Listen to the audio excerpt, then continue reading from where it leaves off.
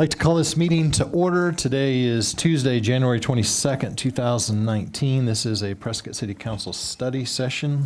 Please call roll. Mayor Mangarelli. Present. Mayor Pro Tem Orr. Here. Councilman Blair. Yes. Councilman Good. Here. Councilman Lamerson. Here. Councilwoman Scholl. Here. Councilman Shishka. Last but not least, here. Yeah. All are present. Thank you. Welcome, everyone. We have 3 items today. I want to welcome my good friend, Mayor Croft from Chino Valley. Good to see you today, Mayor. Thanks for coming. And let's go ahead and start with item 3A. Presentation of final water and wastewater rate study. Thank you, Maureen. Mayor and Council, this is kind of an updated presentation of our rate study. When we initially did the first rate study, we had 2 alternatives. One was just a straight across the board rate increase. Second one had more of a water conservation note, but it had some things in it that concerned staff. So we worked with the consultant and we came up with a third option because you can never have too many options.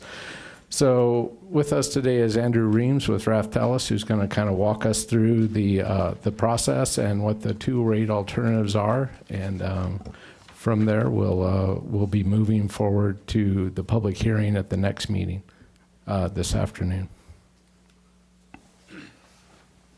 Good afternoon. Thanks, Mark. As was mentioned, focus is really going to be on a bit of an update from the last time I was here in, I believe it was late November, and moving towards a public hearing scheduled 2 weeks from now. Along those lines, really the focus is going to be on what we're trying to accomplish with each of the wet utilities, and a little bit of focus with the new alternative and why that's being proposed, how it compares to what's in place today. And on the wastewater side, we just have the one alternative, consistent with the recommendations that were being previously evaluated, and do a little bit of comparisons in terms of what this means for customer impacts within each fund, and then overall for residential customers, combined water, wastewater bill impact, and how these rates compare to neighboring communities. So just as I did before, since we're going to talk a little bit in our study, evaluated the need and timing for capital funding, including potential debt issuances.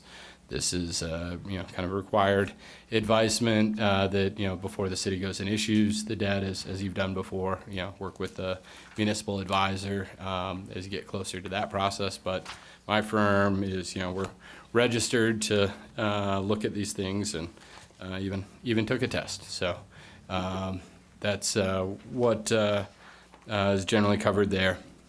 In terms of, just want to start out with the water fund. We broke this up similarly as we had done before between the 2 wet utilities.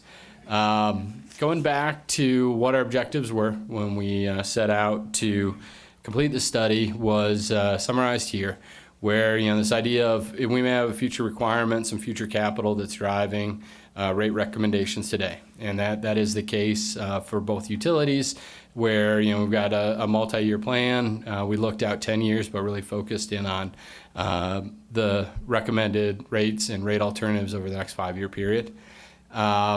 Consistent with previous practices, we want to continue to present conservation and efficient pricing signals to customers.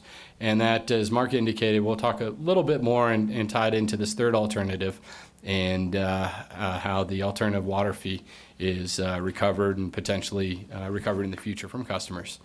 In doing this, we want to have a stable revenue source. These utilities, we have multi-year capital plans, and to have revenues go up and down is not as helpful for maintaining stable operations. And so that's certainly a consideration and a driver. And a couple of the other components, we also evaluated Aquifer Protection Fee, the alternative water fee or surcharge, and the outside city multipliers, and a host of kind of rates that get assessed to a small set of customers that we're going to walk through today. The city's got a history of customer class cost of service rate recovery, And so both these alternatives maintain that. They just differ in a bit in terms of, within the customers, how we recover those costs. So with that, this just highlights some of the, major water fund capital improvements that are being anticipated, being funded.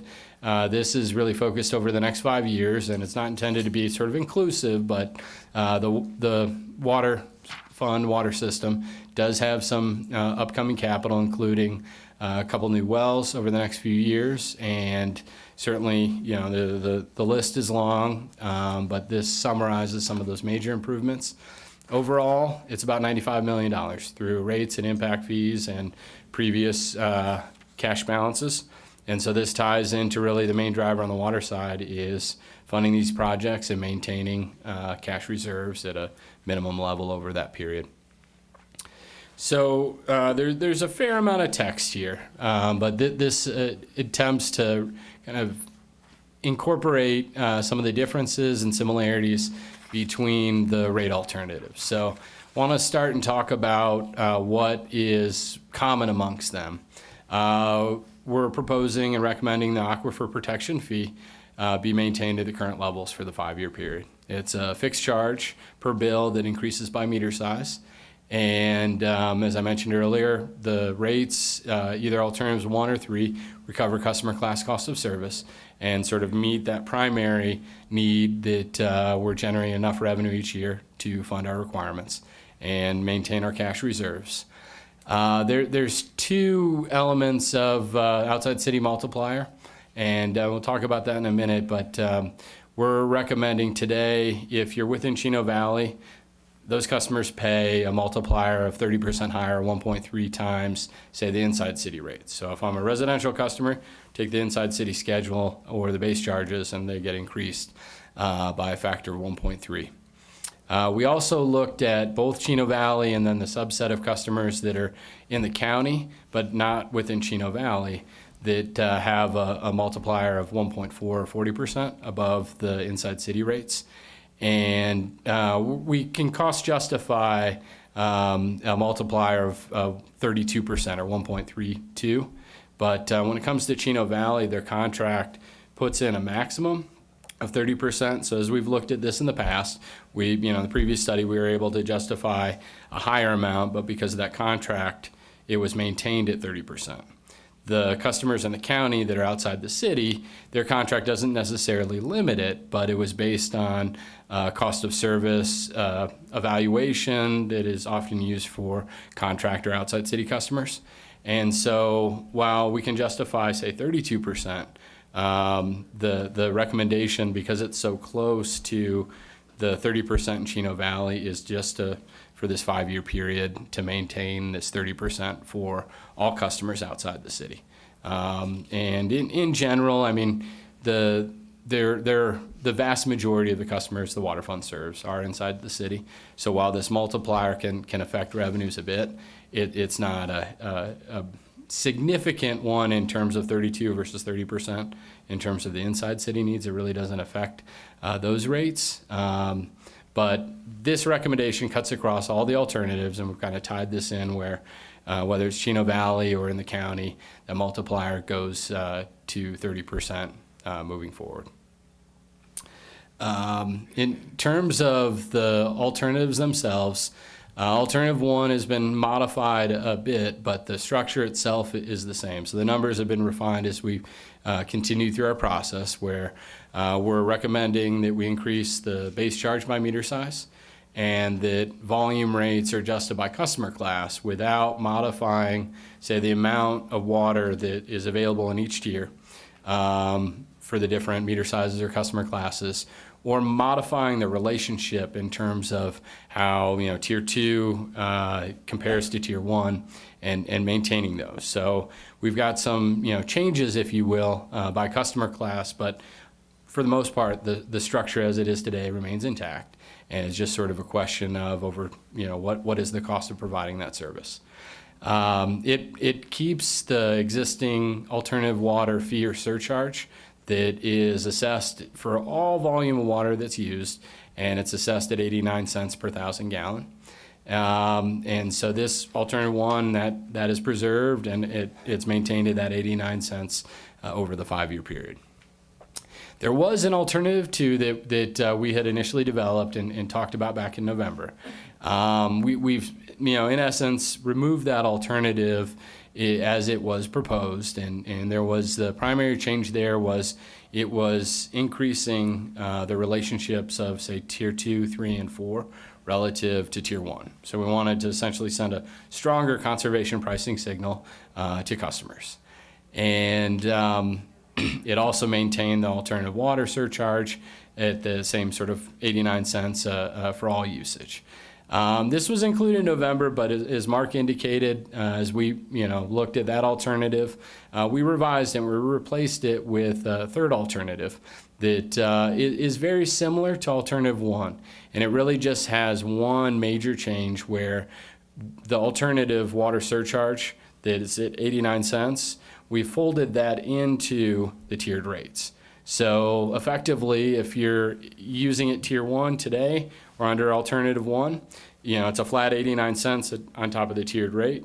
Under Alternative 3, it ends up being less than 89 cents, and it's folded into the rate because Tier 2, Tier 3 is a higher rate. And so it accomplishes one of the goals that Alternative 2 did, in that it sends a increased conservation signal to customers for conservation and staying in the lower tiers.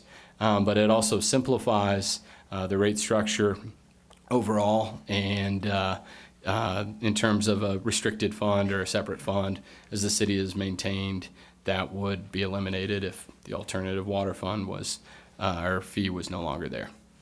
So there's a little bit of history, and Mark caught me up to speed a bit in terms of what the alternative water fee was and how long it's been around. It goes back to 1982, and it was tied to the city's share of the Central Arizona project costs. In the 1990s, it was renamed as the alternative water fee, and that was after the city had sold water rights and their sort of share of the CAP project. And it's been used to do a lot of things when it comes to water sources, and the list is here. But in terms of moving forward, having this restricted fund that is accumulating cash and may have a future purpose or may have a purpose over time, just seems to tie the city's hands a bit, and moving in the direction where the city intends to still pursue these, but rolling it into the volume rates and essentially treating it like other types of capital and not a restricted fund makes a lot more sense, and that was one of the drivers for the recommendation. So just in terms of some of the components, I covered these, so I'm not going to dwell on this, but a side-by-side Alternative 1 and Alternative 3, this just covers the things that they share in common, with the primary differences bolded towards the bottom. And it really does come down to the alternative water fee or surcharge. And because of that, and under Alternative 3, by sort of tiering, if you will, an element or that component of the alternative water fee, we've got a little more revenue we're recovering through tiers 2, 3, and 4, and that makes the revenue stream slightly more at risk or volatile if we've got a low water use year and we're not selling as much water as what, say, we anticipated. But the differences are pretty slight. So with that, I'm going to walk through kind of the proposed fees. We're anticipating in the public hearing and kind of the state process that we're working through, we're proposing an April 1st, 2019 effective date for the first set of adjustments. And then January 1st has been the city's practice for the subsequent 4-year period. This is the current base charge, and it's the same between alternatives 1 and 3. And it's proposed to increase in the case of the next sort of 3-year period at 3% a year, and then that falls to 2% annually. So a slight increase consistent with the overall water rate revenue needs that we discussed back in November. The second component of the fixed charge or flat fee is Aquifer Protection Fee. and we're proposing to maintain the current levels over this 5-year period for this fixed charge, if you will. In terms of the volume rates, and this is where the biggest differences are. We're showing for the inside city customer, single family, multifamily, and non-residential, what we characterize as a tier width, and this is the amount of volume of water that's available at each tier size. And this increases by meter size, so we're showing the kind of the base meter, if you will, or that base size. So single family, first 3,000 gallons are at tier 1, next 7 at tier 2, next 10 at tier 3, and all monthly consumption over 20,000 gallons is billed at tier 4. So as we look at, say, alternative 1, we've got at tier 1 $3.36 for that first 3,000 gallons, plus the 89 cents that we see at the bottom for the alternative water surcharge. And so when we add those two together, it gets to $4.25 for the kind of volume rate that the customer ends up being assessed.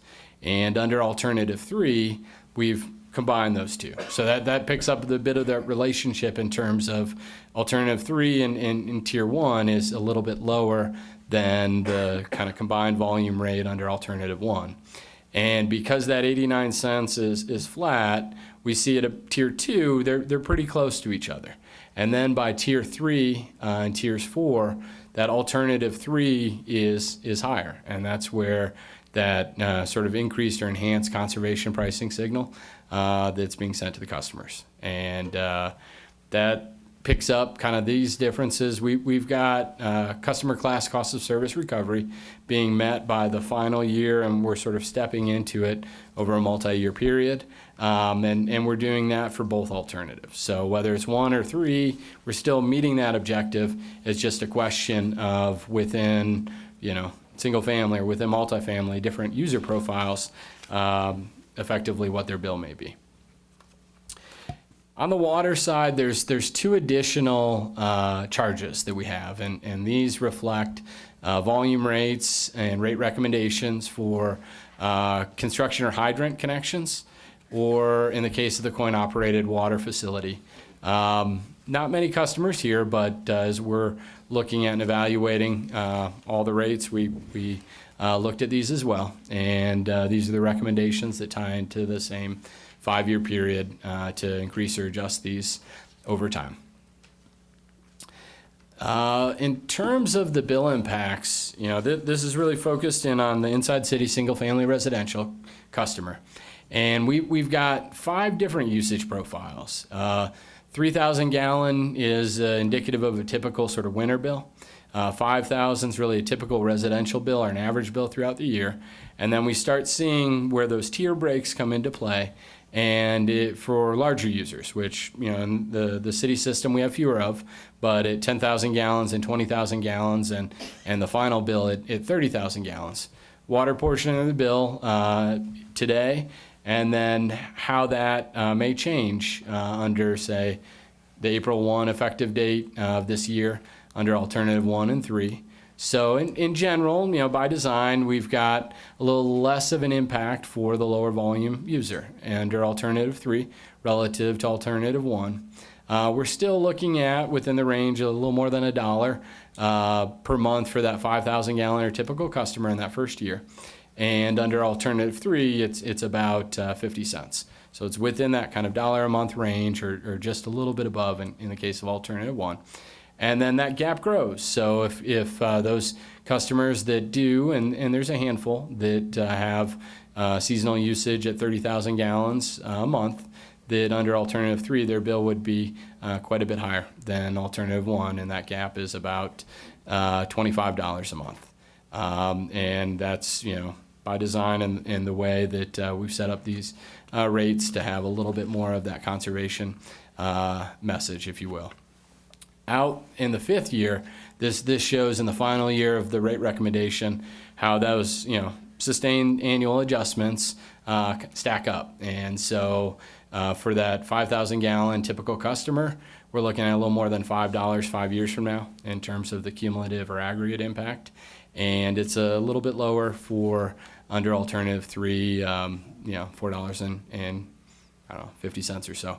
And so all in all, these aren't substantial differences. And we'll see this a little bit when we look at another chart that compares when wastewater is combined with this. But it is an important difference for those large users and consistent with the objective of sending a slightly stronger conservation pricing signal, as well as improving a bit of the administrative kind of costs and activities associated with Water Fund by eliminating that alternative water charge. So I'm going to jump into the Wastewater Fund, which is a little more straightforward and less, rates, less tiers, and single alternative. Similar set of objectives. We've got. Excuse me just for a second. Mayor Pro Tem has a question. I just wanted to thank you for the new option of alternative 3. Mm-hmm. I think it, adds the conservation piece. It keeps the conservation piece, but it also simplifies folding in that 89 cents per thousand. From talking to Mark, that's one of the biggest issues that people have. They come in, they ask that question, what's this 89 cents per thousand about? And so by folding that in, I just think it simplifies it, and it also maintains the conservation. So thank you for doing that.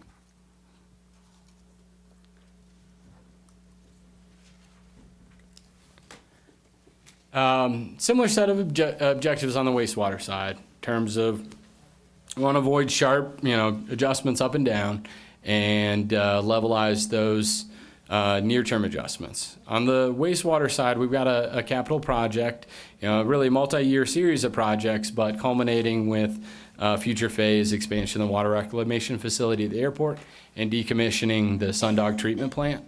So that's in that 6th year. It's kind of just over our 5-year period, but that's what we're working towards in terms of these rate recommendations and the driver with our reserve policies and our debt service coverage targets. Providing a stable source of revenues. We're maintaining class cost of service rate recovery while continuing to simplify and consolidate rates, which has been a multi-year endeavor going back, I think, at least 10 years or so for the city to really start to reduce the number of customer classes. So we're down to kind of the last remaining non-residential customer class to absorb. And there's an additional rate that we evaluated that I'm going to talk about, the treated effluent rate that's assessed to a small number of customers.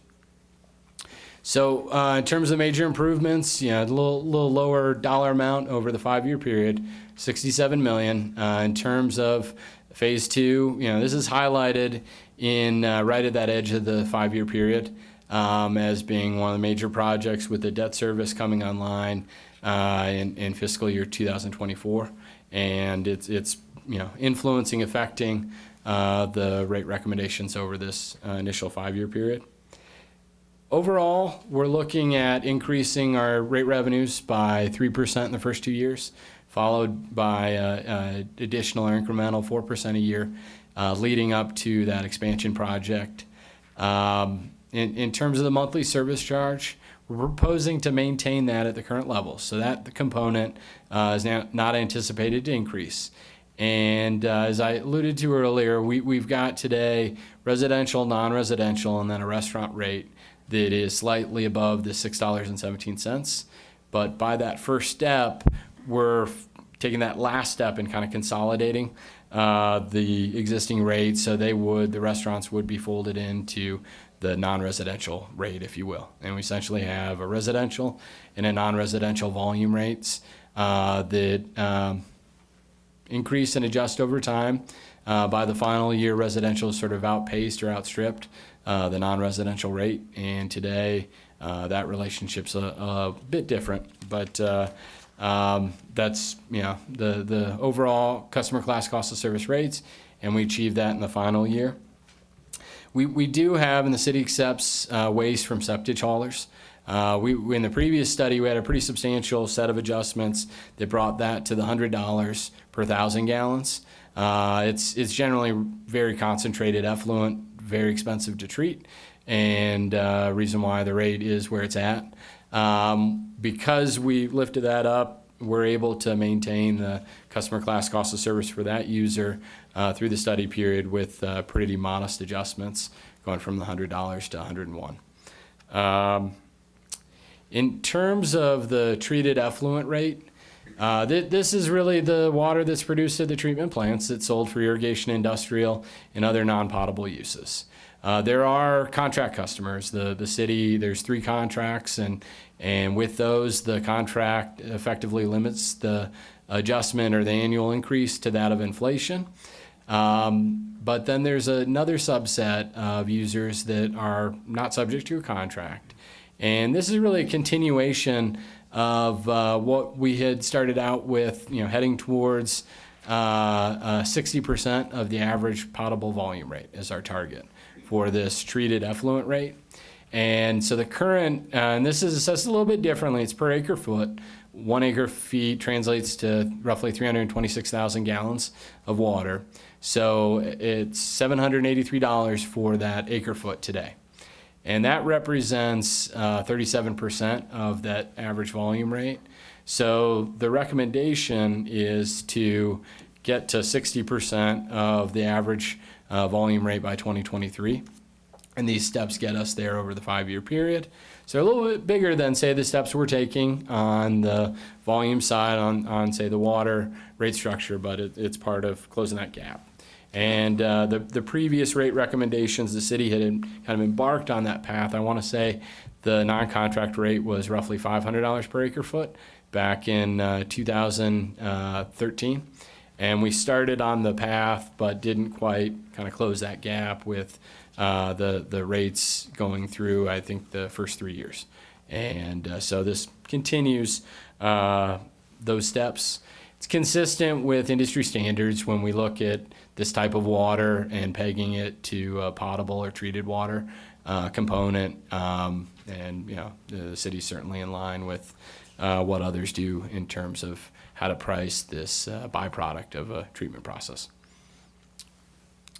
So in terms of looking at the impact to residential customers, again, typical bill is 3,000 gallons or winter bill, and then we're showing 2 sort of larger volume users and comparing what that impact is initially. And I know it says March 1st here, and I apologize, it should be April 1st.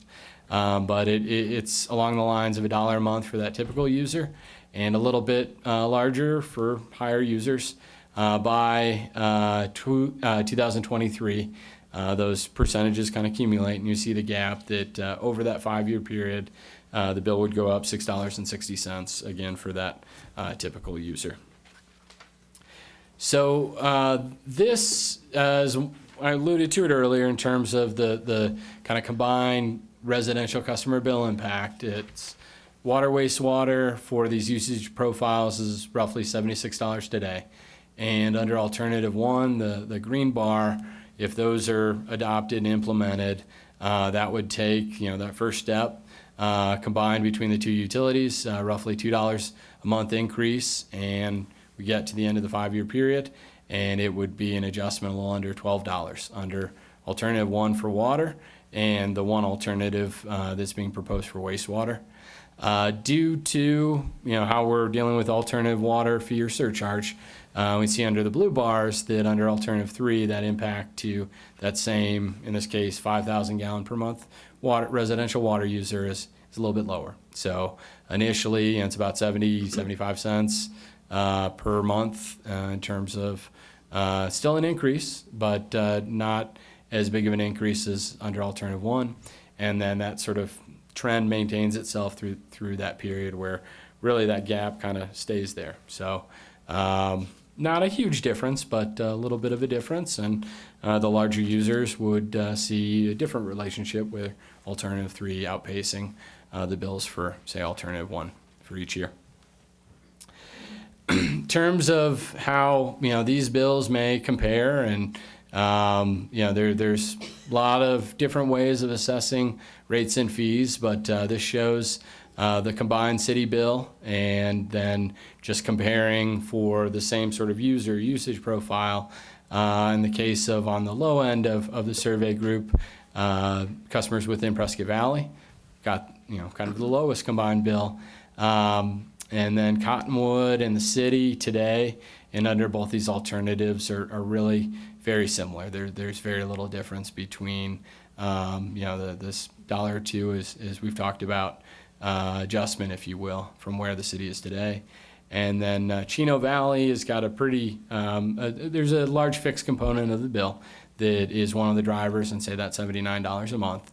And due to that, a customer in Chino Valley would have a highest or higher bill of the neighboring utilities or comparable utilities.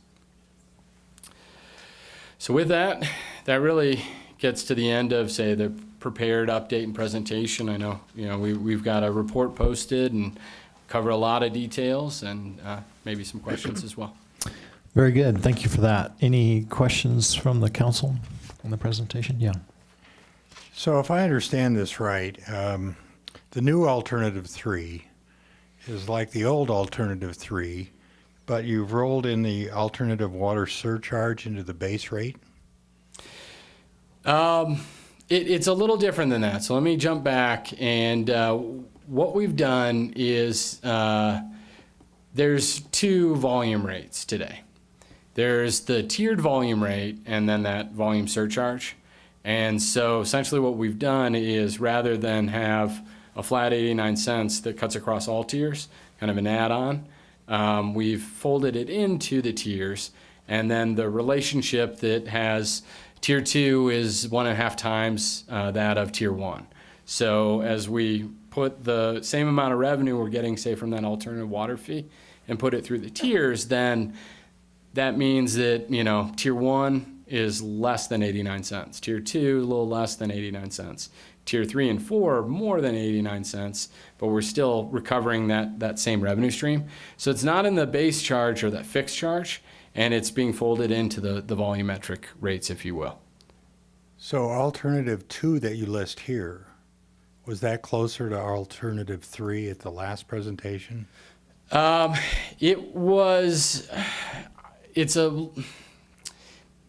Alternative 3 is a bit of a in-between. If we were to take what we had proposed as alternative 2 before and the alternative 1 that's there, and it wasn't an intentional just average or hybrid of the 2, but effectively it is. And so that alternative 2 that we had proposed, it really didn't contemplate modifying that alternative water surcharge directly.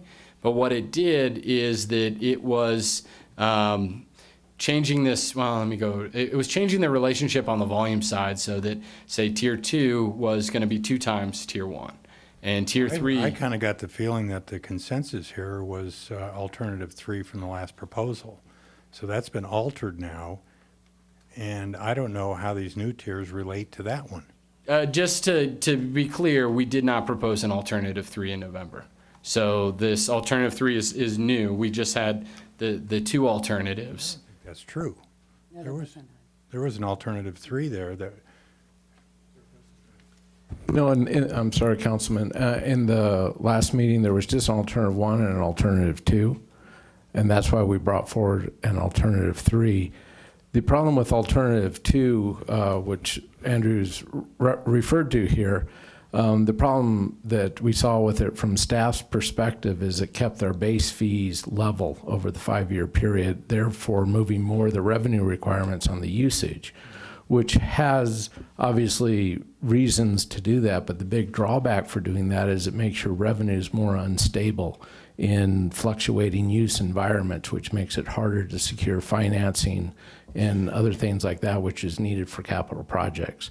So that's why we got together with the consultant and worked on alternative 3, which has those So we had current and then alt 1, alt 2. Exactly. Okay, so we had 3 that we were looking at, but the third one was really the alt 2. The Current, alt 1, alt 2. right, it was alt 2, yeah, and we referred to it as that. Sorry about that. The labeling. So the advantage or the things we tried to resolve with alternative 3 is having the base fees go up so we have a more stable revenue source, but still maintaining some conservation incentive by having an option where lower water users' rates would go up less than higher water users. So that was our goal with Alternative 3. So you're saying the steepening of the tiers for excessive use would eliminate our access to funding for capital projects? No. Having a base fee that doesn't move with economic demands, and therefore your revenues are more subject to the usage, makes for a more unstable revenue source, which makes it more difficult to get financing. It doesn't eliminate our ability to get that financing. So you wanted the base rate to grow along with about a 3% inflation number Yes. in general? And then still include conservation incentives for higher usage? Right, well, for lower usage. And we did that by moving that 89 cents to a tiered rate structure, where if you're using less, you aren't paying 89 cents per thousand, you're paying a lesser amount. And if you're using more than 10,000 or 20,000, you're paying more than 89 cents. So we tried to achieve financial stability while maintaining a more water conservation approach. All right, thank you. Any other questions for Mr. Ream? We're going to give you just a little break here. I want to again welcome my good friend Mayor Croft from Chino Valley, Town of Chino Valley, as well as Councilman Lon Turner is with us today, and Town Manager Cecilia Gritman. And Mayor Croft would like to address the council today. Mayor Croft, please. Thank you for being here today. Thank you for inviting us to come down today. We're in our planning mode, so that we're looking forward to the next 10, 15 years of what we can do. Commercial development is the backbone of a small town. Our effort is to develop commercially. Our problem is, as you all know, with most, is infrastructure. It's water and sewer on State Route 89. We are looking at one of the hot areas for development is at the outer loop, the roundabout at Outer Loop Road, because I think we're going to grow south toward Prescott and probably Prescott north toward us. So we need water and sewer desperately down in that area. We've come and asked you in the past to sell some of those lines to us. We've also discussed that you would provide service to any business people that come in. What we really need is, yes, if we invite a business person to come in, we will have water and sewer for them, particularly water. We also have an alternate plan, that is to take our water and sewer down East 1. We're partial of the way down there. If we have to do that, we will do that, because we have to go that direction to develop. We'll hope that we can sit down with you again and talk reasonably about some things that we can work together on. So that's our hope. So I know you got a water study going. This is probably a good time to talk about water. So we appreciate the time to talk to you. We have two other areas that we have concerns about, the 30%. I live in Parkside Village. We're about 4 blocks off Interstate Route 89, and I'm on your system. So I pay 30% more, and that water line goes right by my house. Well, that doesn't make a lot of sense to me, and I can understand why it was that way in the past, but maybe asking you to change that for us, well, our people, that's a major concern for us. We get a lot of complaints, but it doesn't make a lot of sense to me right now. The next thing is fire flow pressure. Our Chino Valley Fire Department tells us that we may at times not have sufficient fire flow pressure to put a fire out in our homes. That's a real bother to me, and we continue to talk about it. We've had some of your staff out to look at where I live, and we know there's some fluctuating fire flow. If both of these things were in a Chino Valley system, there would be no 30% charge. There would be no fire flow pressure, because all our systems we have are in fire flow, and we have adequate pressure. So please consider what we've talked about today and what I've presented to you. And I would appreciate it if we get together and talk about those issues, see if we can iron them out as neighbors, because we are neighbors and we support you, and hopefully you more support us. Thank you very much. Can I answer any questions? Thank you, Mayor. Any questions? Thank you so much for being here today, and we will reach out. I appreciate that. Thank you, Mayor, and thank you, City Council. Appreciate it very much. Thank you. Okay, let's move on to, oh, I'm sorry. I'm sorry, if I could. Staff, obviously, we're going to have a public hearing on the water and wastewater rates at today's meeting. That public hearing is being continued till the February 12th meeting to meet the public notice requirements, after which we will be bringing an ordinance to council. So any direction from council as to alternative 1, alternative 3, or what council wants us to bring would be helpful. Yeah, thanks, Mark. And I forgot to mention at the beginning of the meeting, we won't do public comment on these now because we are going to do that at the voting session at 3 o'clock. So you need some direction here on alt 1 or 2 or 3, I guess, for that matter. So Mayor Pro Tem? Yes, I'll reiterate again, I think alternative 3 does simplify. It also keeps that conservation in there, but it takes away the 89 cents per thousand. So I think it's the one I would prefer to go to. I think that's Thank what we you. talked about last time, is combining that, and I would support it. Other comments? I as well. Everybody's kind of nodding their head. Nobody's got anything else on their mind. Alt 3 sounds pretty good to us, it looks like. I think you heard at least 4. All right, Yep. thank you. All right. All right, now we can move on to your next item there. Update of the development impact fee process. Thank you, Maureen. This is an updated workshop just to kind of fill you in on the last several months as we've been working through the impact fee process. We brought IIP, an infrastructure improvement plan, with land use assumptions to council, who adopted them back in November, as I recall.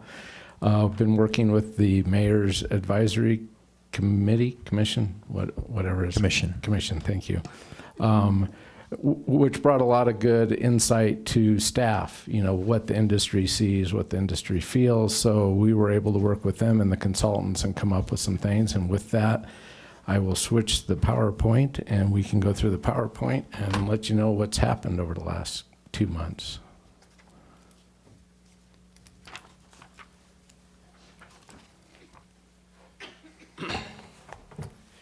So we looked at and have been working through both utility and non-utility development impact fees. As Mark indicated, the intent is really to do a little bit of just background. The statutes here, as many of you are aware, drive a lot of the sort of steps in the process, as well as the interaction with the Mayor's Commission, and really working through and getting into a lot of the details, whether it's on the utility side and the need for adjustments, some recommendations that staff and RAF tell us that we had worked through and ultimately suggested, and I believe we've got some consensus between staff, RAF Telus, and the Mayor's Commission generally.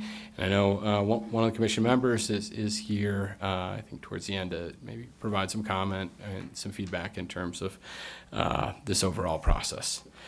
So just, I know we've been busy on this, but it's been some months since we've been talking directly with City Council about this. So the studies were twofold. One, focused around the utility development impact fees and updating existing fees, water system, water resource, and wastewater system. There was a second component to evaluate the feasibility of effectively reinstituting, or by each fee category, different non-utility development impact fees. And we got pretty far in the process on 4 of them, with streets, parks and recreation, fire and police. And as footnoted, pretty early on, library impact fee category was determined not to be feasible, and that was discussed in a previous discussion, I believe, in October, and therefore it wasn't in the draft land use assumption or IIP that was posted. So really the focus was around these 7 fee areas. And before getting into some of the recommendations, There's certainly some considerations, as we were looking at objectives on the water rate study. We had objectives first and foremost is compliance with the state law. And the second component was looking at the sufficiency of the fees to match the existing land use assumptions and IIP. In the case of the utility fees, we went through a similar process 5 years ago. So as the capital plans have modified, as facilities have been built, construction environments may be a little different, housing market's a little different. And so with those statutorily kind of driven process, what are the fees today, or recommended fees that match where we see things going in the next 5 to 10 years, as well as reflecting what the city's done in the previous 5 years. One of the areas that we've got some recommendations and looked at were the service area designations.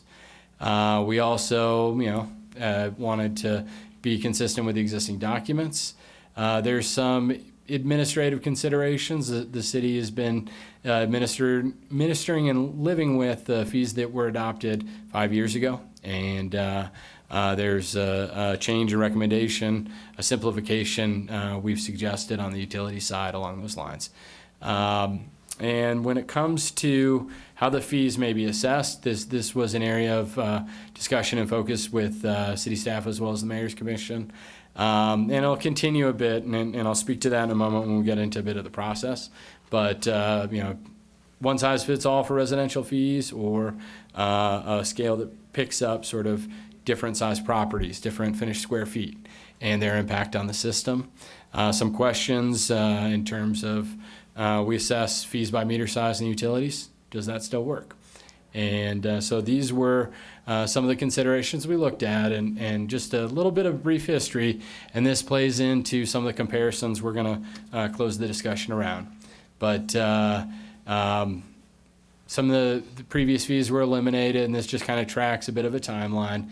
In 2011, 2012, ultimately we had looked at utility fees, and then there was a street, police, and fire fee that kind of made it this far in a similar process 5 years ago. In April of 14, as we're going through really that next step, the city decided to not pursue street impact fees, and so those were sort of taken out of consideration. The utility fees were adopted. They went into effect of August of 2014, as were the police and fire fees were adopted with a caveat that they would have a delayed sort of implementation as the city considered and looked at funding for kind of the non-expansionary components. And at that time, that sort of delayed consideration. In December of 2014, the city decided not to assess police and fire impact fees. So since then, since August of 14, the city assesses impact fees for water system, water resource, and wastewater system fee categories, and does so through multiple service areas. So that's something that we're going to talk about in a minute, tied to the recommendations. But in terms of process, a lot of acronyms. I mentioned a few of them already. The public hearing later today is around the first two, what I call the two kind of legs of the three-legged stool. The land use assumptions and the improvements themselves that are necessary to meet expanding, growing population. We've gone so far as calculating fees and looking at what those fees are, because it's difficult to say, do we support the improvements without having an idea of what the impact is. And there was a lot of work with the Mayor's Commission around this. So the next sort of step in the process would be around fee report and public hearing, following some of the steps today and about a month from now. But this sort of lays out, we're in the middle of this process, and this takes it a little step further. So, as part of today's update, we're holding the land use assumption and IIP public hearing. Mark's going to talk a little bit about kind of schedule, if you will, but there's some future steps should the city decide to continue on this process, and we'll have a fee report that gets posted in advance of a future public hearing, that sort of second to last step, if you will, that tentatively we're anticipating the first meeting of April 9th, I believe. And then from there, if the city and city council determines to adopt the fees, that's time for May, and they would go into effect August 1st of 2019. As mentioned earlier, the city put together a commission to help advise us, city staff, and city council regarding, these objectives and these issues. The commission was 5 members, as well as Councilmember Sisak, if I pronounce that right? Sishka. So we met 4 times. Started with early October of 2018. And then we had 2 additional meetings in November. And in the meeting at the end of November, there was a 4th meeting that was requested. We were still sort of working through some of the issues, and the group and everyone agreed that an additional meeting was necessary. We covered a lot of ground. There was, I think, each one of the meetings was roughly 2.5, 3 hours. Spent the afternoon in the basement, kind of working through these items. And landed on, as I mentioned earlier, what I think is some consensus in terms of recommendations.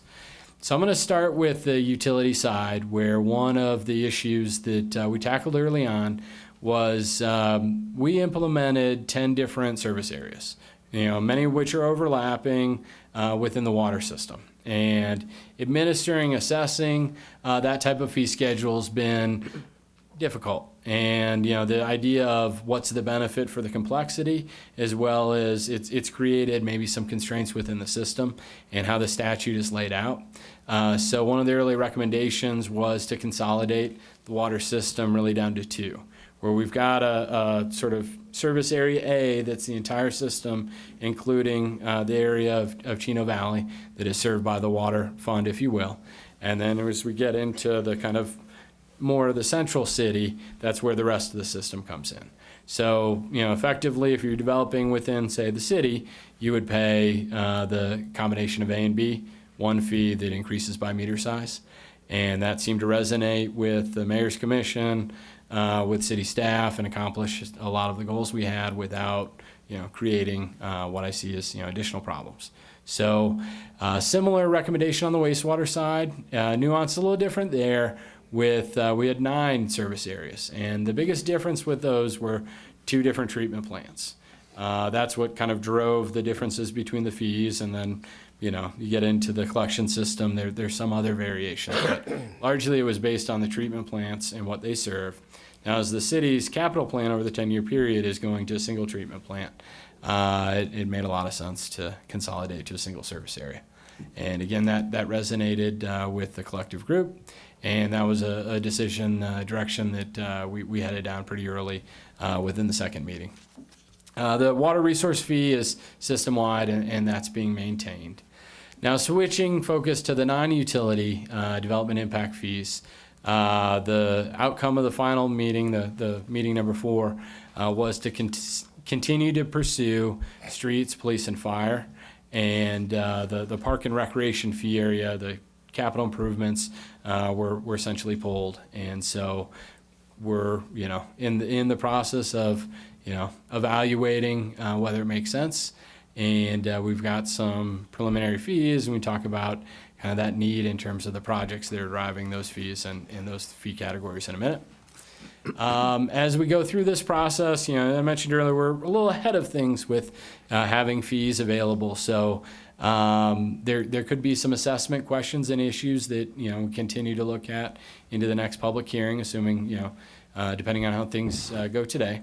Meter size based fees, and then really one primary question I alluded to earlier on the non-utility side, looking at multiple residential categories that are scaled based on the impact, effectively size of the residence between multifamily and single family, and that driving a difference in assessment categories, as well as looking at per square foot for non-residential assessment, if you will.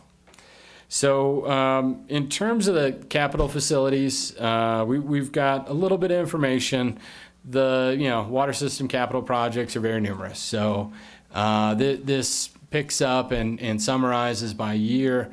When we look at the aggregate over a 10-year period, roughly $120 million in today's dollars of water system capital improvements. Those that are expansionary and growth related are summarized in the kind of blue portion of the bars, and total roughly $23 million. And those that we're looking at rates to fund or replacing facilities benefiting existing customers, service level deficiencies is roughly $95 million. So there is certainly some expansionary elements, but the vast majority of these improvements we're looking at rates to fund. So the system improvements are identified within the IIP, and there's a fair amount of detail there, and certainly some of the questions may be asked along those lines. When it comes to wastewater, it's a little more even, kind of expansionary and rate-funded blend of $79 million over the 10-year period.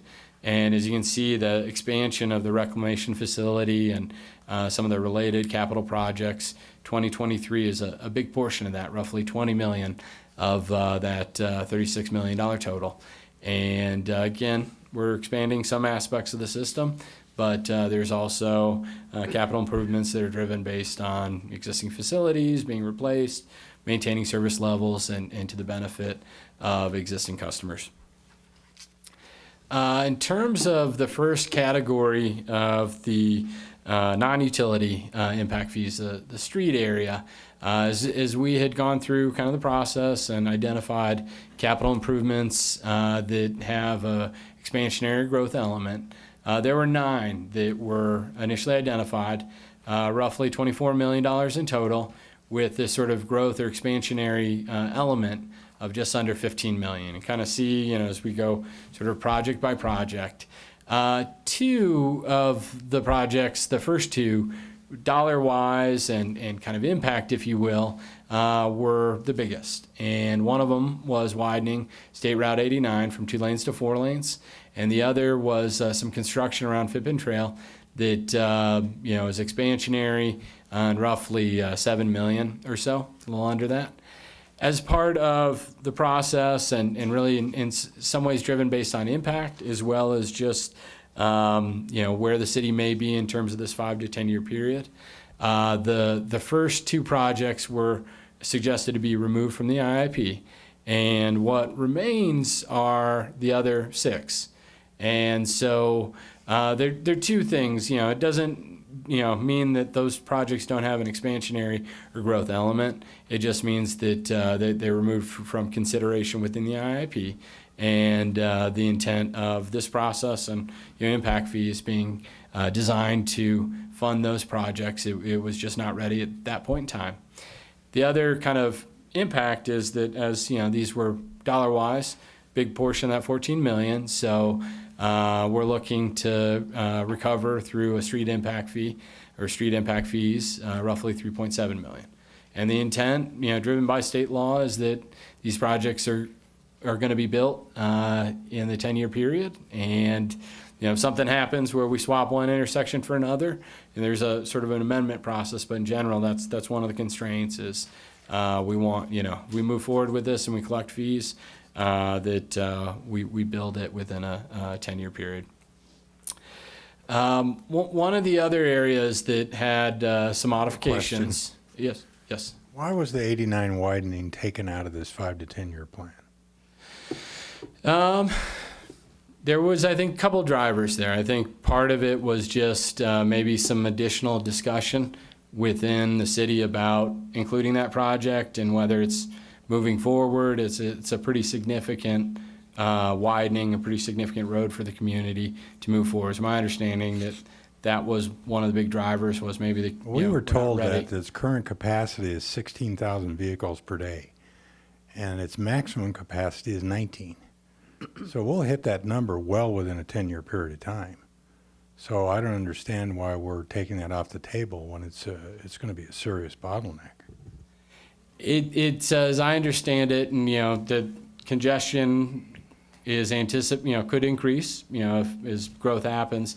But I think that it was maybe, well, Craig, I think can answer it better than I can. when we say that we're taking off this review, it'll be for a 5-year period, because we have to do this again in another 5 years.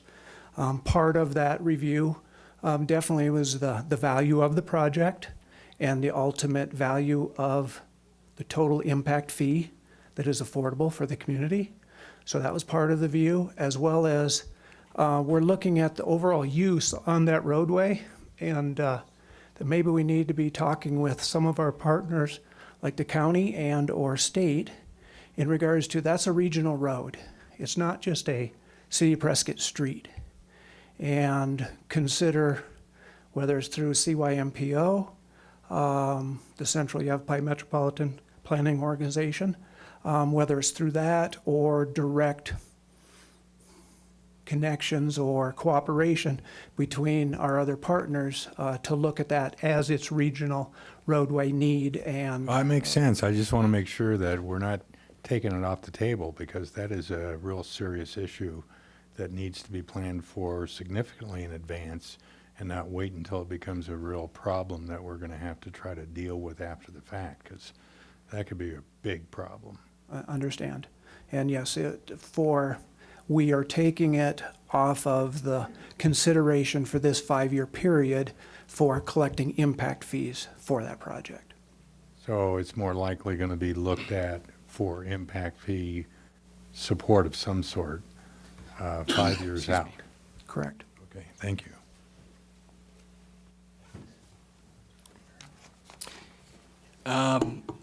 One of the fee areas that was initially identified, and we had 2 capital projects, was park and recreation. So the overall, and this kind of goes through the expansionary share, and ultimately I had a we were question. looking. Before we go there, Craig, that now all of a sudden we're going to lose the next 5 years of impact fees from those homes being built in the region to go to the added value of the money that would improve that road infrastructure, would we not? That's correct. And Not sure that's foresighted enough to do that. to that aspect, our estimation on additional new housing structures per year is 300. So essentially, then we're talking potential of 1,500. Doing that right? Yeah, 1,500 permits in there.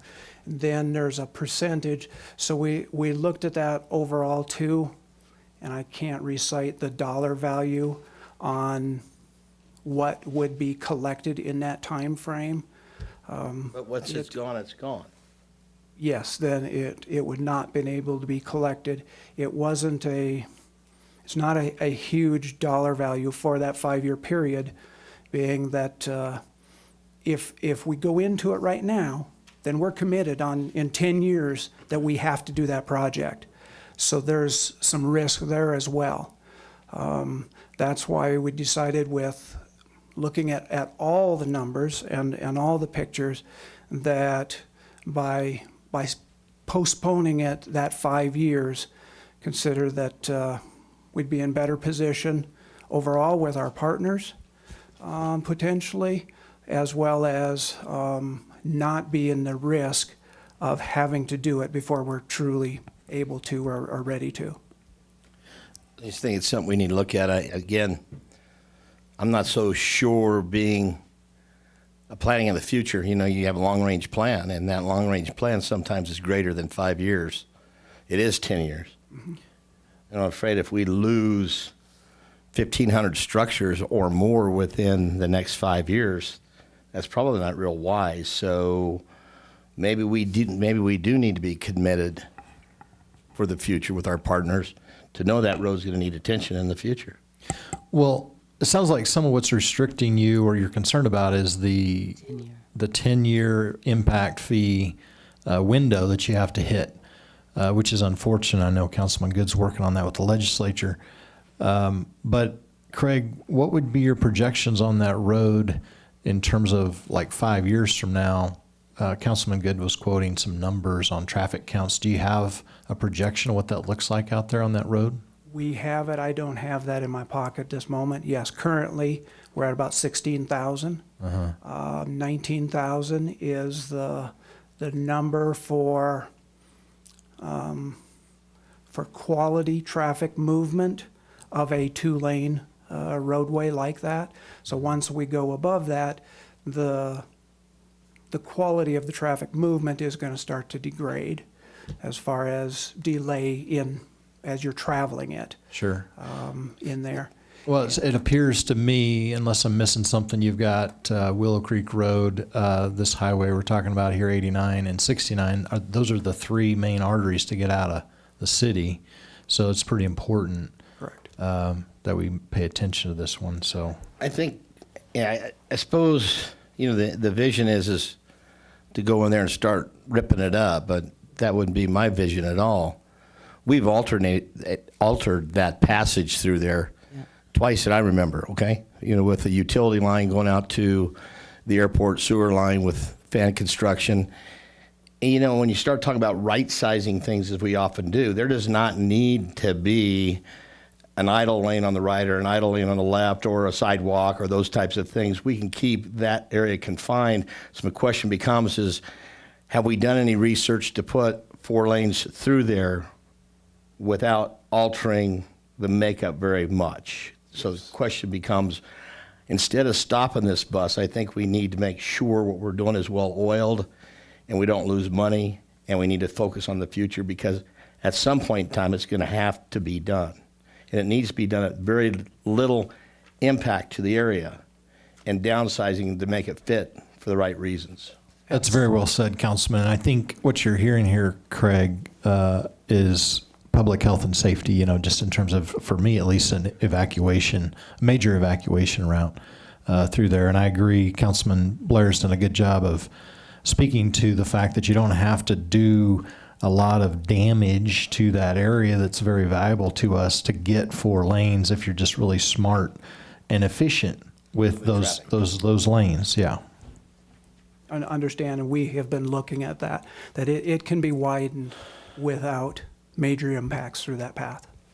Wouldn't it make sense, though, to present to the council something different than we're just going to sit here for a while and wait for this thing to come up and snap us? I agree with Blair. You know, at the end of the day, Mr. Dawson, we're losing a lot of time and a lot of money if we ignore this for the next 5 years. Craig, I know you kind of got slapped a little bit last time when it came out in the paper we're going to blow up the Dells. Come on, that's not what we're here to talk about.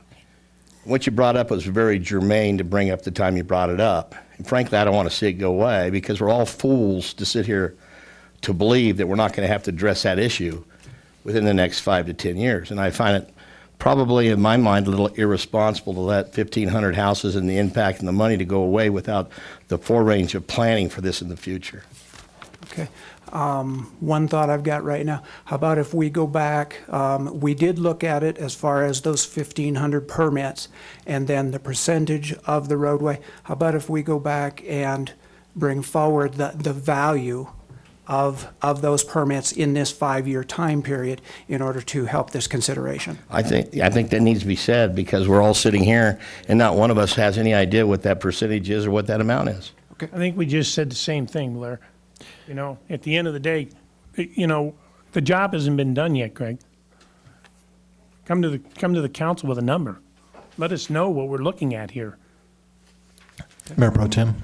Yeah, so Craig, when I look at this chart, it shows 4.2 miles from Willow Lake to the Pippin Trail is 8.6 million. That's the projection of the total cost. Correct. And then the impact fees, you're showing 4.3. That's a ton of money. That's almost half the cost of this. This 50% growth share was the initial consideration for that. But when we went back and started looking at it more, that's where we started bringing in the aspect of the county and ADOT. Because when we look at that roadway, again, it is a major corridor for all communities in the area, not just City of Prescott. Right. Individuals. So we definitely went back and considered that 50% was not an accurate consideration where we started, to consider that the new construction in the north was going to create 50% of an impact on that section of roadway. So we definitely reduced that as we looked at it further. But even with that reduced value, it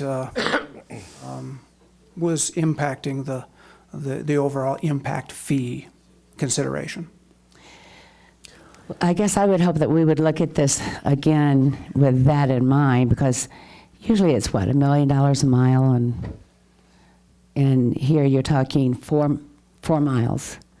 That seems like pretty high to add a second lane through the Dells. It's going to be complicated. I'm sure because of, the traffic that's on there now, but I think that's what we need to look at this again.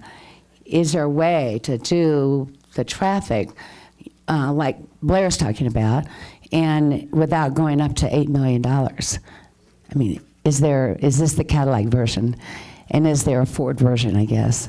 I would consider this a reduced version, as Councilman Blair mentioned. For instance, the 0.75 miles that was just completed, right, including the Fippen roundabout, was about $5 million. Councilman Slishka. Thanks, Mayor. I think that, we don't live in a bubble. One of the situations we've run into here is that a lot of the growth that's happening is happening in Chino Valley, happening in Paulden, happening in Prescott Valley, Dewey Humboldt. Maybe not so much Dewey Humboldt, but certainly Prescott Valley. We can't charge those folks for driving on that road. And it's unreasonable to charge our developers here in Prescott for that portion of the road that is being driven on by people coming into Prescott from without of the community. I think that one of the things we don't want to do is kill the golden goose. And the developers, the home builders, had huge pushback on this situation.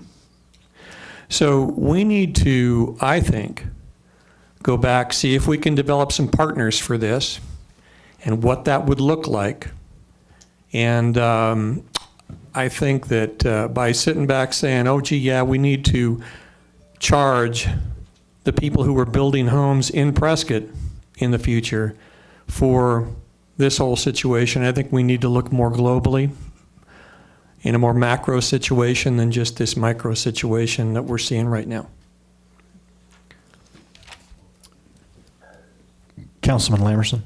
Thank you. And while I agree with you, Shiska, that we shouldn't penalize just the people in Prescott, so to speak, from that particular perspective, understanding that it's a regional issue, nobody suggested up here that we not approach a regional perspective. No, I understand that, What we did say is don't ignore what we're already doing. Don't walk away from it. Don't disavow the fact that someday we're going to get nailed with the money that we don't have now because we didn't do it. We need to be collecting still here what we're supposed to be collecting. Move forward, trying to work out the regional issue, but you don't stop taking care of what we need to take care of here too. Well, I think that ultimately it becomes how much can the people building homes bear? When does what's happening out there start to impinge on their opportunity to do business? To a no-growther, that sounds great. Let's just raise the development fees. But we're currently collecting impact fees. You're exactly right. Are we not? Okay. But we are not collecting them at the level in which we would have to if this happened. Okay. But I don't want to ignore the ones we're collecting now. That's the point. I agree. All right, that's the point. At some point, Peter's going to have to pay Paul. And I just don't want to get caught with our pants down. If, for example, we don't get this regional thing going, we're still going to have to address that issue. Well, I think that we need to have a compelling argument for doing it on a regional basis. Because like I said, this is a regional participation situation. We're not just contributing with residents of Prescott. We are contributing to this with Chino Valley, Paulden, Prescott Valley. All of those places are going to contribute to this 89 situation. I don't disagree with you on that. Everybody should be participating. However, because other people aren't, doesn't mean we ignore what we're doing. We're still going to have to move forward for public health and safety.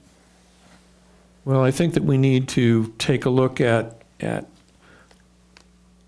everyone's input, and we certainly did. And what we came to the conclusion of was the new home builders were not willing to shoulder this burden themselves, or their customers were not willing to shoulder the burden themselves. So we got to find a way to do it a different way. I don't argue that point, Steve. What I'm saying is we don't stop what we're doing now, though. We continue moving forward, which includes finding a way to embellish or embrace some of these other folks from outside of the city of Prescott. But until that happens, we still don't stop collecting the money that we need, because at some point we're still going to have to address this issue. I still want to see those numbers, though. The bottom line is, if you have that development going out in the Dells right now, those people are using Highway 89 to come in and out, for the most part, unless they go to Willow Creek Road and back across. So the bottom line is we need to continue to charge them the impact fees that we're charging now and not. Oh, sure, absolutely. They're not objecting to the impact fees we're charging now. So the bottom line is by doing that, what we've done, at least in my mind, is we have charged them for half the road that we're going to build, and the other half becomes regional. So I agree with the regional plan, but we still need to keep charging those folks. They're going to pass it on to their customer. That's the way business operates. You know, if your prices go up at your store, you're not going to bear the cost of that increase. You're going to pass most of that along to your customer. And everybody understands that's the way it works. But that road also is a regional road, but we still can't walk away from saying we're not going to charge these people in the future because we don't know whether we're going to do the road, much like the fire station. Either we make a commitment and we move forward, or we don't. Well, that's just what I'm trying to say. Just to maybe add a little clarity, you're not making a decision today. If you'd like us to get you additional information about the cost, what it would look like per house, and we'll bring that back to you, and then we'll make a decision that's informed. That'll be good information. If it's all right, let's go ahead and keep moving. Mr. Ream. Thank you. So one of the other areas was parks.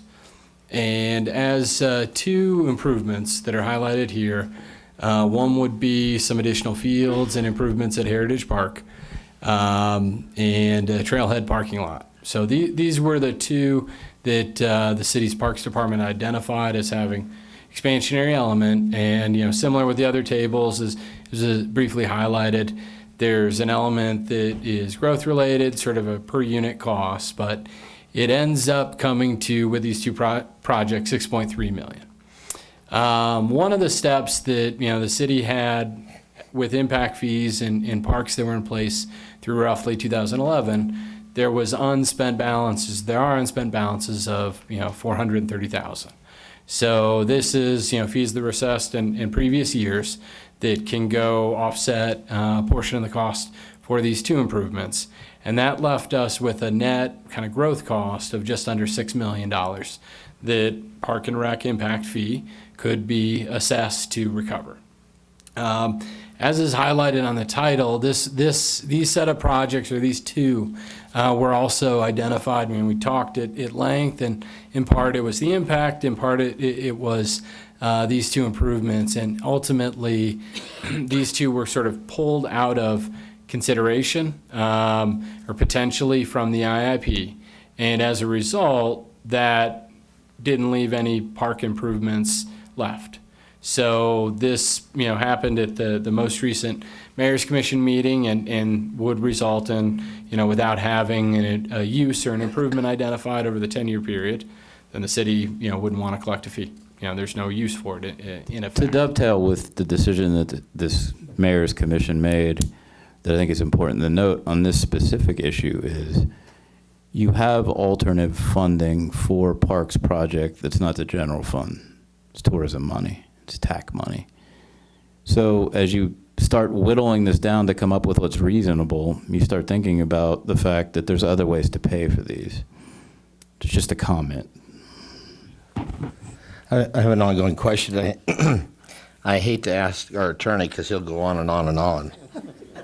But this says growth concept, and the growth, we have the parks that are already out there. How do we get away with saying we're going to change the turf out and use that as a growth concept?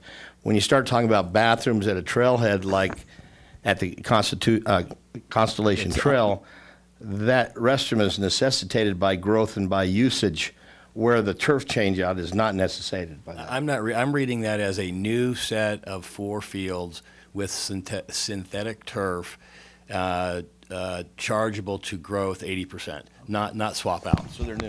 It's a new. Okay. Yes, Joe's shaking his head. Okay. It was very brief, very brief. Thank you. That's good. Along that theme, we've got 2 other fee categories. One was police. The preliminary IIP identified building, essentially a headquarters or central area that is roughly half growth related and would be half to the benefit of the existing population, as well as some additional vehicles as the staff is added and the department grows. That growth percentage, kind of how the math works out, and impact fee fund balances yields 1.8 million. That's expansionary related and tied to potential police impact fee. As with a couple of the other improvements, there would be the need to come up with the other portion of, say, in this case, the police building, roughly 2.2 million, that, goes somewhat in tandem with this.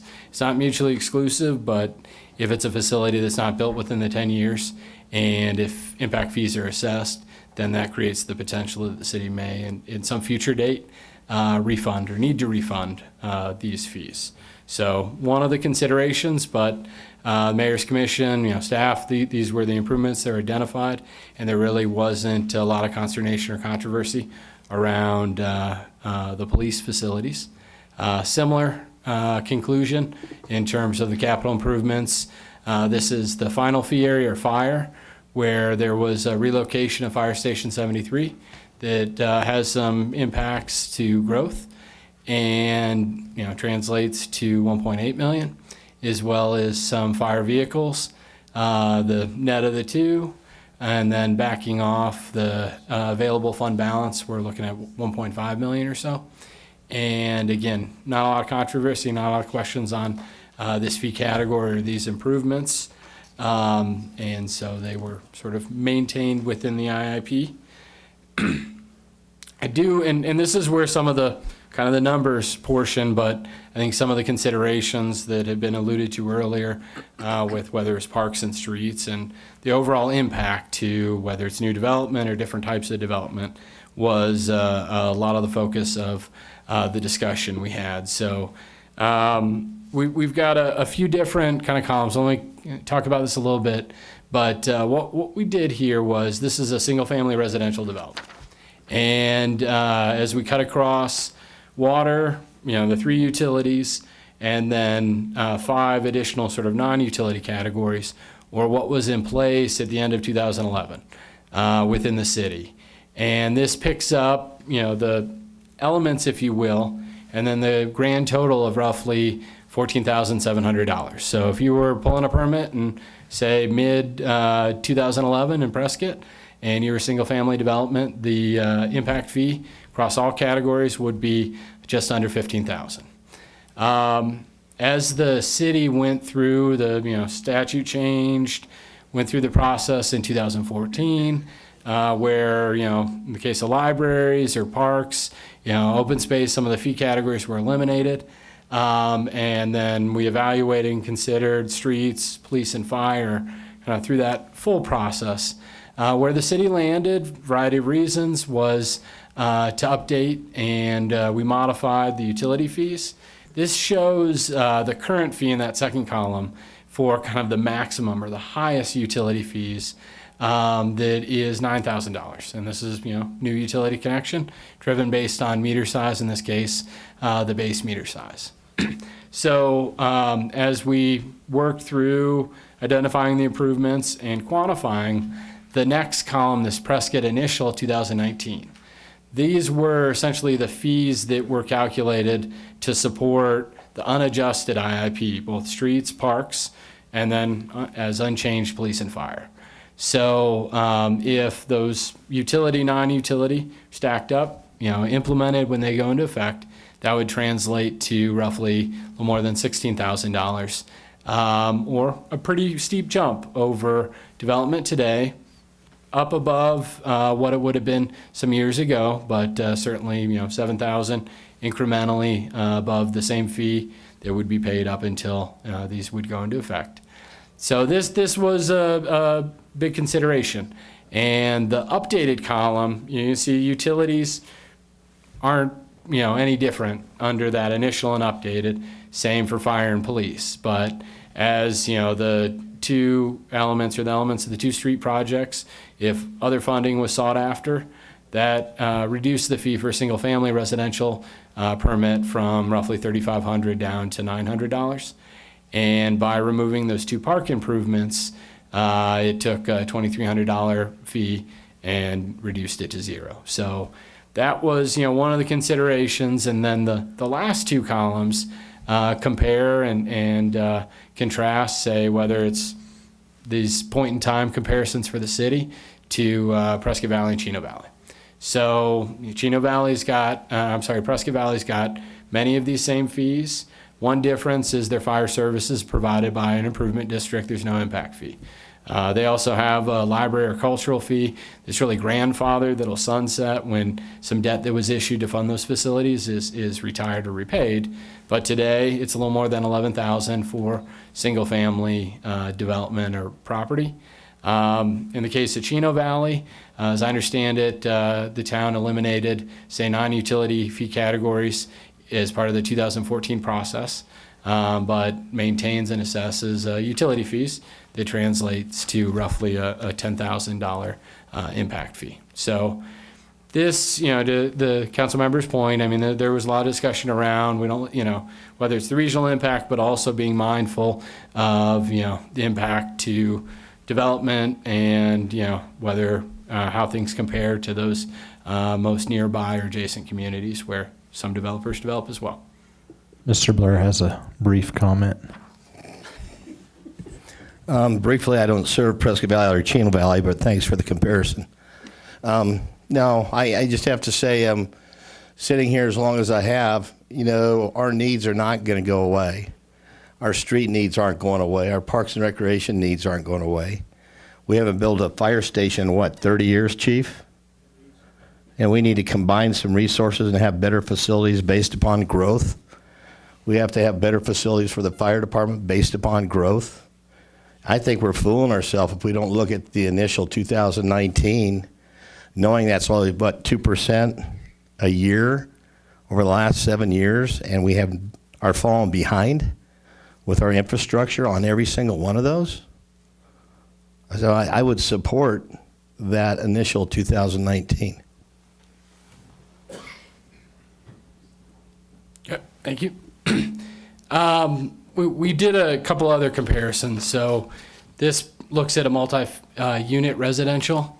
And in doing these comparisons, we've got to make a variety of assumptions. And so footnoted a bit in terms of the meter size, number of dwelling units, number of fixture units. But similar kind of environment where the initial fee is lower than an updated fee that doesn't seek to fund the same improvements, and how that compares to, say, a similar development in whether it's Prescott Valley or Chino Valley, or historically going back to pre-2012. And if that sort of, for comparative purposes, that same development was pulling a permit back then, what that sort of fee would translate to. One of the elements, and the commission member may speak to it, is a question of affordability, and this question of one size fits all for, say, single family, multifamily, residential dwelling units, a residential dwelling unit, versus some variation of size. So this does anticipate, and that's a bit of a future conversation, but just for comparison purposes, this anticipates, graduating multifamily fees based on the size of the development. In these fee comparisons for, say, the non-utility side, but it maintains, as I mentioned earlier, meter size based fees for, say, the utility side, where it's 1.5 inch, 2 inch, where, you know, the needs influence the size of the meter, but the fee ultimately is assessed by meter size. We also looked at two different types of non-residential developments. In this one, this would be, you know, fairly big building, 40,000 square feet.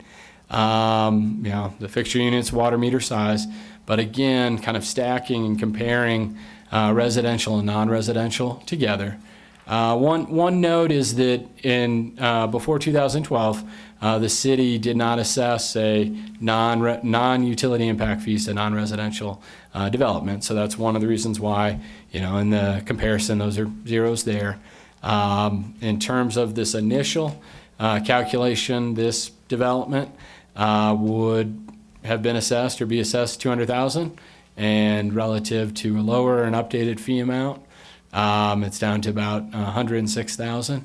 And again, you know, as the point about comparisons and, you know, the neighbors, it's a point of comparison, if you will, and a question we're often asked, but, you know, the town of Chino Valley and Prescott Valley kind of make their own determinations when it comes to this as well. And they've got, you know, similar considerations, but maybe some of their own as they set these fees. The last comparison was non-residential development. This was a little intended to be a bit more of a kind of retail, smaller footprint, 10,000 square foot developed building, a little less water needs, and again, you know, whether it was 23,000 before the statute changed, or 28,000 for the utility fees for this type of development today, or upwards of, you know, 90 some odd thousand for this sort of full fee. Now, one thing to note, and one of the reasons why that's so pronounced, is when it comes to this land use, retail developments have a bigger impact per square foot on streets. Just, you know, think about the traffic and, you know, what those businesses sort of generate in terms of needs and impacts for streets, and that's one of the reasons why the kind of assessment schedule is recovering a little bit more proportionally for that fee area. But as we're looking and seeking to fund less under a potential updated or lower fee, it's a little closer in line with a little less incremental impact and in line with the neighboring municipalities in terms of that, you know, one-time fee. So the last part of the update is, you know, we've been talking a lot about impact and what the fees may be. You know, as I said earlier, we're a little ahead of that process, but the later today, that's the public hearing on the land use assumptions in the IIP. And, you know, assuming things continue to move forward, there would be a final sort of document or an amended document that on the February 26th, either way, City Council, you know, approves or disapproves in terms of those improvements, if you will. And then that ties into the next step, which then says, okay, this is what we need. This is what we're going to fund. Here are the fees. The city sets a public hearing. That's scheduled for April 9th. And then following that public hearing, there's another set of 30 days, and there'd be a potential vote in May with the effective date 5 years after last time they were modified, or August 1st, 2019. Very good. Thank you, Mr. Ream. I want to thank all the commission members that served on this commission. We do have Mr. Michael Yarns with us. Michael, would you like to add anything to the presentation? Sure.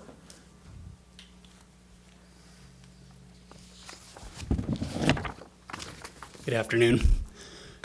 My name is Michael Yarns, and as Mayor Mingarelli said, I was on the commission for this, and I want to assure all of you that we spitballed this in every direction. We looked at every single project. We did not take anything for granted whatsoever. Councilman Shishko was there. He can attest. This went back and forth over and over and over again. And really all I wanted to add was, speaking to Councilman Blair's point, we wanted to charge the absolute maximum. We agree. We need the money. We know we need the money. The problem becomes, how do we not cut the head off the golden goose? We still need to be competitive to our neighbors. We had industry experts who looked at each different project and said, okay, if the fee was what's initially proposed in 2019 and it's a commercial project and it's going to add $200,000, would my client look elsewhere? Because if they're going to go to Prescott Valley or Chino Valley instead, we haven't gained anything. And It's an impossible question. This is a crystal ball question. But looking at rising interest rates, a slowing economy, and a 10-year commitment, we needed to make the best decision we could. And that's how we came up with the numbers we came up with. Yeah, I appreciate that perspective. There's a tension there with these fees, and I think that's what Councilman Shishka was expressing earlier. Is you go too far, and then you're going to really hurt yourself with increased impact fees. So, thank you for serving on the commission, Michael. I appreciate it. Thank you. Yep. Thanks, Mike. Any other questions or comments before we move on to the next agenda item? Okay, let's move on to item 3C, is it? Presentation by Public Works on 2018 capital projects. Mr. Woodfield didn't leave you a lot of time here. I'm sorry, Craig. That's all right. We'll shorten it. We have about 44,000 words in pictures. So, and now that we had the riveting conversations in regards to fees and rates, now we'll talk about what rates, fees, and sales tax does for us in relationship to project completion. So, thank you, Mayor and Council. Good afternoon. Okay.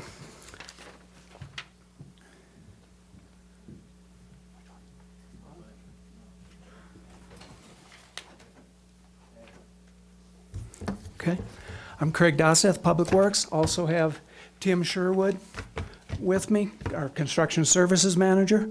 So the individuals that manage the division that handles all capital improvement projects and inspection is in Tim's realm.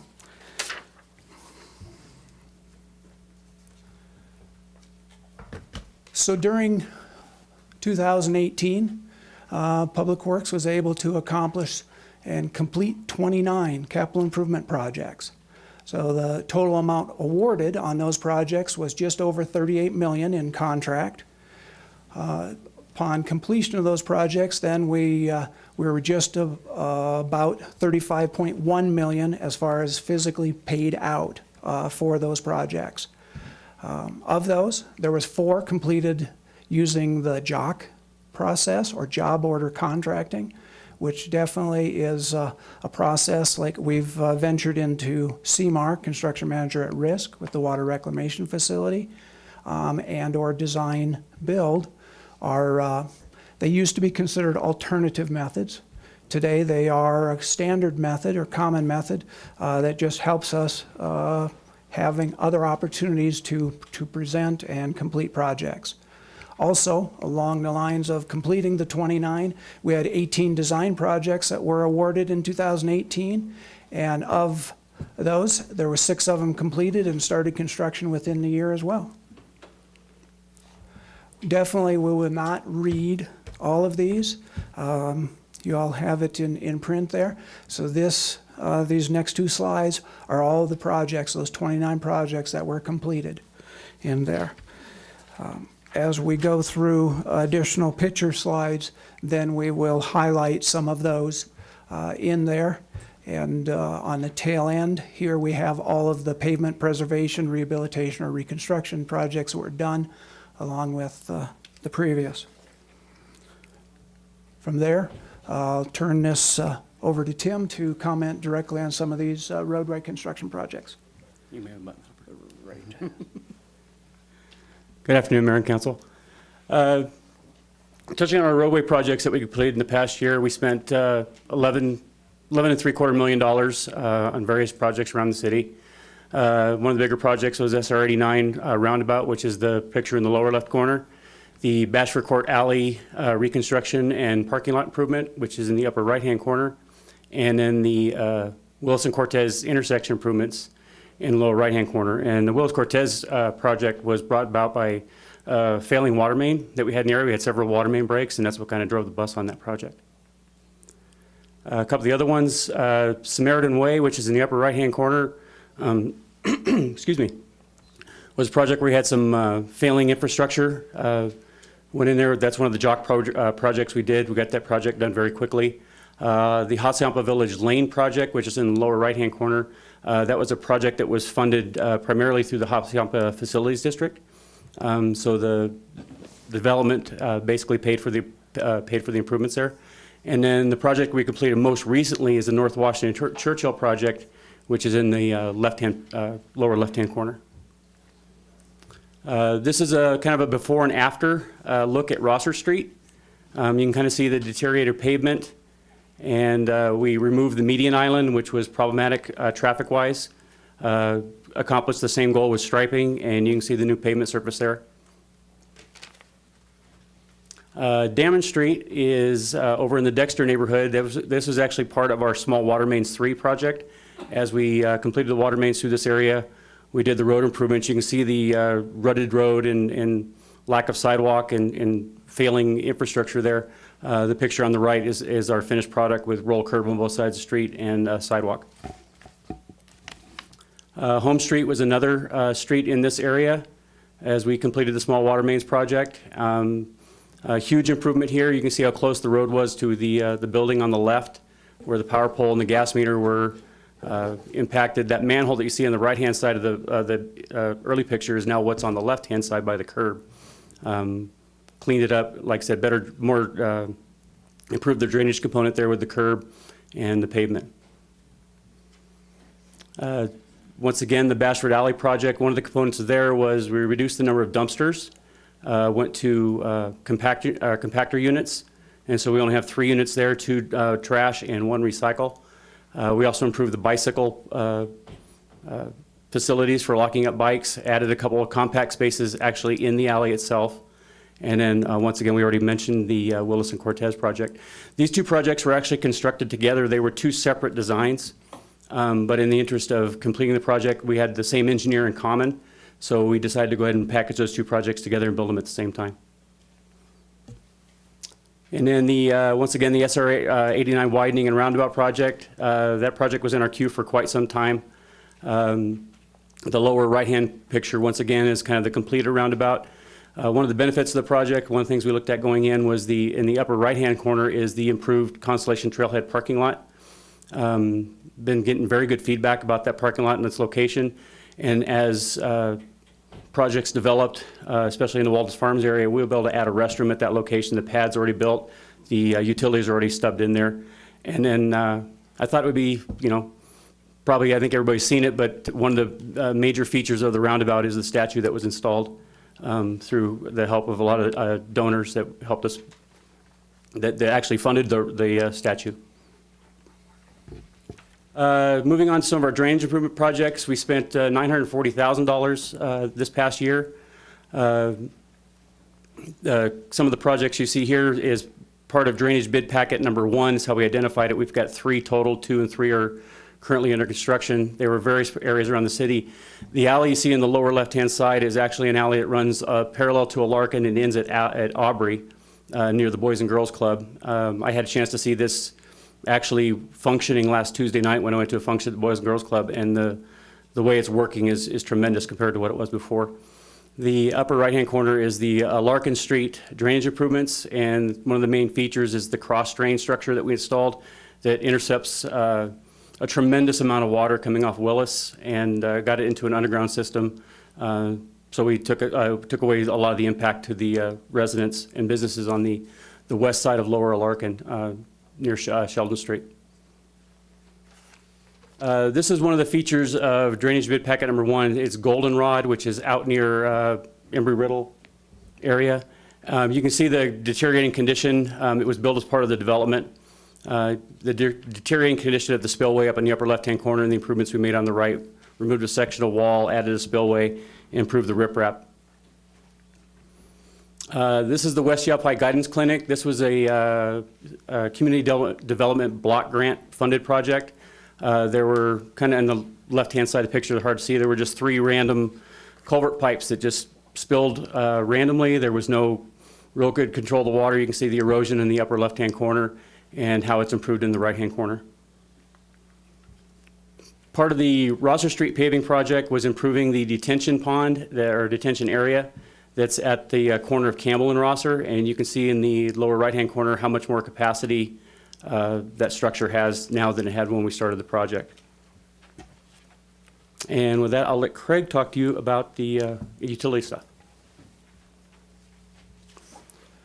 Okay, on here, the first one, Well, total with water projects or water production projects, we had 8.4 million in the last year. Zone 5676 pump station is the upper right.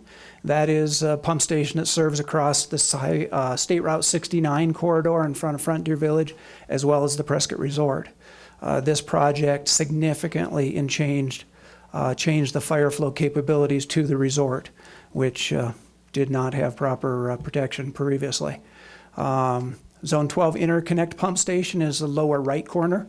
That is allowing us to move water from the airport production wells now down into the entire city and use that water throughout the entire city. And the lower left is the Chino production well number 5 rehabilitation that used to have a little galvanized Butler building over the top of it. And so that was the first one completed. The one we're currently working on is well 4. That you just recently approved. Then we went to the new 5 million gallon tank, which is the tank on the left in both those pictures. So now during peak demand in the summertime, we have the ability, so we at least have 1 day supply out there in Chino at the production facility. And the site, the lower right picture also, if you look off on the right-hand side, that will be the location of the new Chino booster pump facility, which is on the voting session this afternoon that we'll be discussing there. So that will replace that pumping facility off on the right side of these tanks. And then on water distribution, Tim mentioned the Phase 3 water improvements projects in the Dexter area. So that's these pictures are all involved with. The one on the left was Dameron Street prior to the pretty picture that was on that other one. So now, over the 3 different phases of the water distribution improvements in the Dexter neighborhood, we have replaced all of the old original 2-inch galvanized pipes that were around there. Everything is capable of supplying fire flows into the neighborhood now, as well as many years of service with the new ductile iron. Those would go back to the original neighborhood construction. So which was? You've got to, 1900s. You've got to tell us on that. You were probably.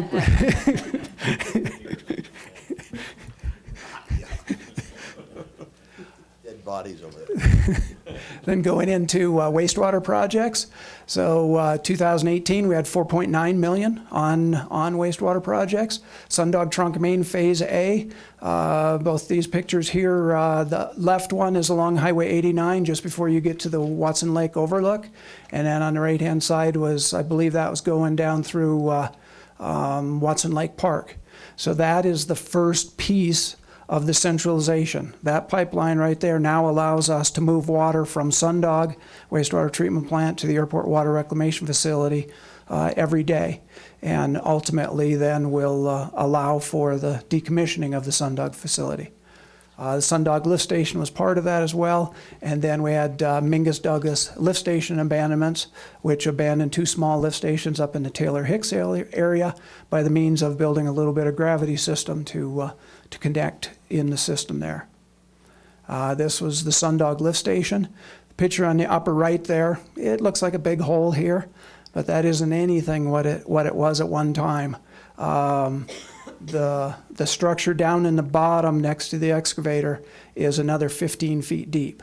That hole was about 40 feet deep. So some of these projects take significant construction, and they were using 2 excavators in there, one digging in the bottom, moving it halfway up, and then the second one moving it up second time while that was being dug.